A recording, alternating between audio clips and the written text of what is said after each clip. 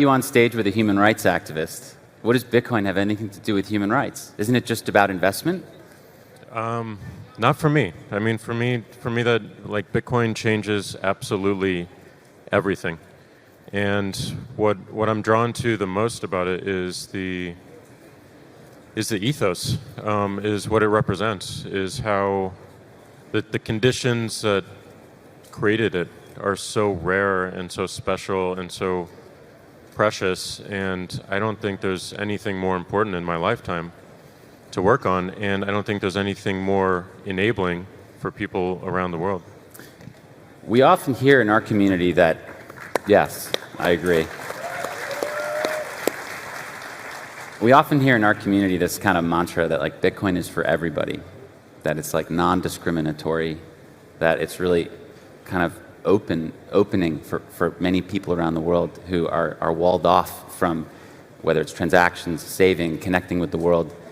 What is your perspective on this idea that like Bitcoin is for everybody? Well, I mean, that's what I'm focused on, making sure that I help with. Like whatever I can do, whatever my companies can do to make it accessible to everyone is how I'm going to spend the rest of my life. Like if I were not at Square or Twitter, I'd be working on Bitcoin. If it needed more help than Square and Twitter, I would leave them for Bitcoin. But I think I believe both companies have a role to play, and I think anything that we can do as companies to help also find the right intersection between a corporate narrative and a community open narrative is for the best. It benefits the entire world. I mean, that's what makes it incredible, is like every single person in the world will benefit and get value from utilizing this. And the more accessible we make it,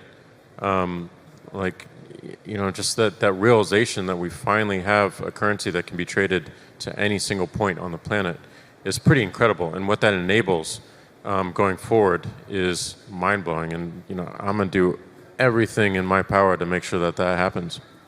Yeah, I mean, this concept that Bitcoin is for everyone is, I think, what I want you to go home with. Bitcoin is non-discriminatory. It cannot choose who uses it.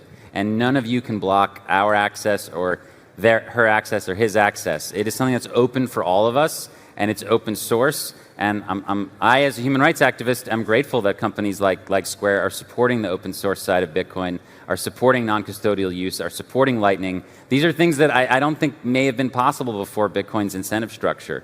So I really wanted to thank you, Jack, for coming out and sharing your thoughts. It's obviously a tricky political situation out there, but I think we agree that Bitcoin is like the way forward here. 100%. It's the only way out. Well, thank you all so much.